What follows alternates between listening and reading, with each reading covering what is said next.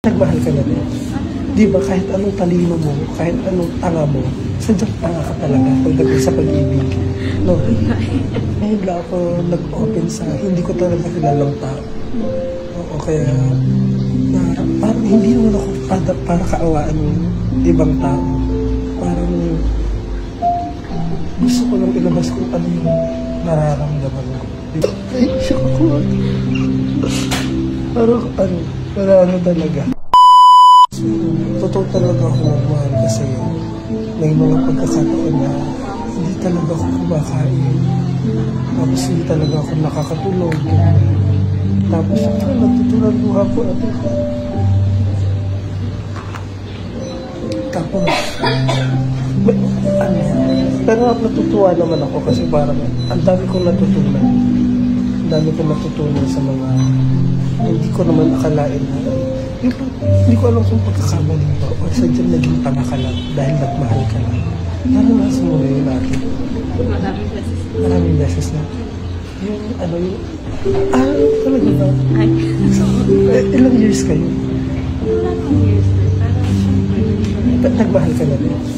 Di ba kahit anong talino mo, kahit anong tanga mo, sadyang tanga ka talaga pagdating sa pag-ibig. No? Kaya pag oras talaga na paghalbawa, mahal mo isang tao. Sadyang hindi lang isang tao lalaban, kailangan dalawa kayong lumaban. Diba? Paano pag, tatanungin kita, paano pag isa lang ang lumalaban sa iyong relasyon? Halimbawa, ikaw lang. Ha? Ayaw ko na. Ayaw mo na. Tama na yun. Kaya minsan meron tayong mga pagkakataon na humihingi tayo ng sign kung magpapatuloy pa ba tayo o hindi na. Diba? Kaya pag dumating yung sign na halimbawa, ayaw ko na dito, pag yung dumating yung sign na ganito, gusto ko pa, bigyan ako ng sign na ganito. Pero pag yung sign na, basta naniniwala kasi ako pag bigyan ako ng sign lang talaga. Tapos dumating talaga yung pagkakataon na parang tapos na, parang ay, siya ko. Parang wala talaga. Alam mo, ngayon ko lang naramdaman to. Ngayon ko lang na, tawag dito, ngayon lang ako nag-open sa hindi ko talaga kilalang tao. O kaya, parang hindi naman ako para kaawaan ng ibang tao. Parang gusto ko lang ilabas kung ano yung nararamdaman ko. Diba? Kaya kailangan maging matibay ka. Pero masasabi ko talaga na masaya ako. Kasi hindi ako nag-iisa. Kung parang madami na kaibigan, mga kamag-anak, kapatid, yan. Kaya natutuwa din ako sa kanila kasi alam nila kung gaano magmahal.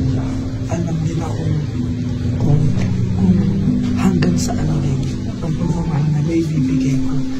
Minsan pag alimbawa sobra na, kaya ko pa rin yung tiisin. Pero yung mukha ka na talagang tanga. Tanga ka na nga sa pag-ibig, tapos mukha ka pang tanga. Parang maaawa ka sa sarili mo. Maawa ka sa sarili mo, pero hindi ka magpapaawa sa ibang tao. Alam mo yun, tato. Kaya ang hirap lang tanggapin na parang saan ako nagkulang, ano yung pagkakamali na nagawa ko, lahat ng binibigay ko pagmamahal mo, pwede ko ibigay, diba? Na akala naman ng ibang tao, hindi ko, parang akala ng ibang tao, parang wala na, parang hindi ako nagmahal. Kaya swerte talaga ng tao magmamahal sa akin. Kaya ang hirap sa akin. Nasaktan ako, ate. Anong mapapayo ko sa akin? At saka ate, hindi kasi hanggang sa yun, nagpakamatay daw ako noon. Yun kasi yung napanaginipan ko kagabi. Yung kinuwento ko sa'yo. Ito. Napanaginipan ko yung kagabi, kaya kinuwento ko lang sa'yo. Ang ending daw yun, nagpakamatay ako. Nagpakamatay ako nung time na yun, panaginip lang yun. Yung hindi totoong panaginip lang. Tapos ang ending, nagpakamatay ako. Tapos nagpunta daw ako sa executive facial. pangalan mo ate? Christine. Ayun talaga. Sa ka mo naman nag-gets? Ha? Tagal pala sa mukha ko. Ayun. Nagigip lang ako. Ikaw naman. Kunwari ka naman. Excited ako. Panaginip lang pala. Naiiyak na ako. Ay, naiiyak. Naiiyak ka na rin natin. Naawa ka na sa akin. Oo, ano. Hindi na nga makapagsalita si ate. Si ate Christine. Parang naano kasi yung tunog. Habang nagsasalita ka, ang ganda ng background kasi. Kaya, Maglabas na sa mga loob. Ang nakakaiyak. kala ko seryoso na. Ay, Miss Kuda. Sige na. Uwi na tayo.